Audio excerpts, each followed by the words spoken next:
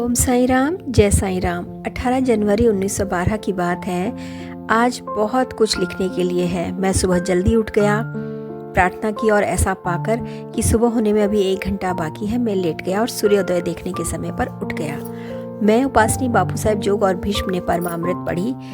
तहसीलदार अंबादास श्री पाटे और उनके साथी अपने स्थान पर लौट गए। पाटे और उनके साथी को ठीक जाते समय ही आज्ञा मिली। हमने साईं बाबा के बाहर जाते हुए दर्शन किए और फिर जब वे द्वारकामाई लौटे, उन्होंने मुझ पर बहुत कृपा दिखलाई और जब मैं सेवा कर रहा था तो उन्होंने 2-3 कहानियाँ सुनाई। उन्होंने कहा बहुत से लोग उनका धन ले जाने के लिए आए, उन्होंने केवल उसका नाम लिख लिया और फिर उनका पीछा किया। जब वे लोग अपने भोजन करने के लिए बैठे तो वे उन्हें मार कर अपना पैसा वापस ले आए। दूसरी कहानी थी कि एक अंधा आदमी था, वह तकिया के पास रहता था। एक आदमी धोखा देकर उसकी पत्नी को ले गया और आखिरकार उस अंधे आदमी को मार दिया। 400 आदमी चावड़ी में इकट्ठे हुए, उन्होंने उसे धिक्कारा। उन्होंने आदेश दिया कि उसका सिर कलम कर दिया जाए। गांव के जल्लाद ने उस आदेश का पालन मात्र अपना कर्तव्य पूरा करने के लिए नहीं बल्कि किसी और उद्देश्य के लिए किया। उसके बाद उन्होंने एक और कहानी शुरू कर दी। इस बीच एक अजनबी फकीर वहां आया और उसने साईं बाबा के चरण छुए।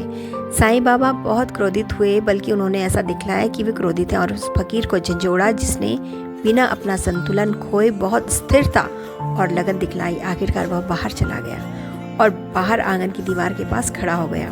साईं बाबा बहुत क्रुद्ध थे और उन्होंने आरती के बर्तन और भक्तों द्वारा लाई गई भोजन की भरी थालियां भी उठा फेंकी। उन्होंने राम मारुति बुआ को हाथों में उठा लिया, जिसने बाद में बतलाया कि वह अत्यंत आनंदित हुआ और उसे लगा मानो उसे कहीं ऊंचे स्थान पर भेज दिया गया है। एक भाग गया और एक ग्रामवासी भी साईं महाराज के हाथों पड़े। सीताराम दीक्षित आरती लाए और हमने आरती सामान्य रूप से संपन्न की, हालांकि कुछ जल्दी में की।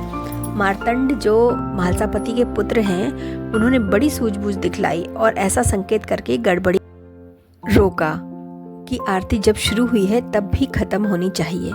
उसने ऐसा तब किया जब साईं बाबा अपने स्थान से जा चुके थे। आरती खत्म होने से पहले ही साईं बाबा अपने स्थान पर फिर से बैठ गए और फिर सब कुछ सामान्य हो गया। केवल उदी अलग अलग नहीं बल्कि एक ही साथ बांटी गई। वे असल में क्रोधित नहीं थे और निश्चय ही उन्होंने ये सब लीला के रूप में किया था। इस पूरी घटना में हमें देर हो गई और तात्या पाटिल के द्वारा उसके पिता की मृत्यु के अंतिम संस्कार के रूप में भोजन आयोजन था।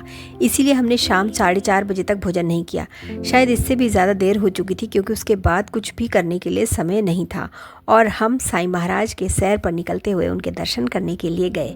उन्होंने ऐसा सामान्य दिनों के समान ही किया और हमने भी उन्हें रोज़ की तरह प्रणाम किया। वाड़े में सामान्य रूप से आरती हुई। मेघा गंभीर रूप से बीमार है और खड़े होने लायक नहीं है और साईं बाबा ने रात में उसकी मृत्यु की पूर्व सूचना दे दी थी। फिर हम चावड़ी में समारोह में सम्मिलित हुए। क्योंकि यह शोभा यात्रा की शाम थी, मैंने हमेशा की तरह चंवर पकड़ा और सब कुछ ठीक रहा। सीताराम ने आरती की। रात को भीष्म के भजन और दीक्षित की रामायण हुई। मैं ऊपर यह कहना भूल गया कि आज उन कठोर शब्दों की बौछार के बीच साईं बाबा ने कहा, उन्होंने मेरे पुत्र बलवंत को बचाया है। और फिर यह वाक्य कहा, फकीर दादा साहेब यानी मुझे मारना चाहता है, लेकिन मैं ऐसा होने नहीं दूंगा। उन्होंने एक और नाम लिया, लेकिन मुझे अब याद नहीं रहा। ओम साईं राम, जय साईं राम।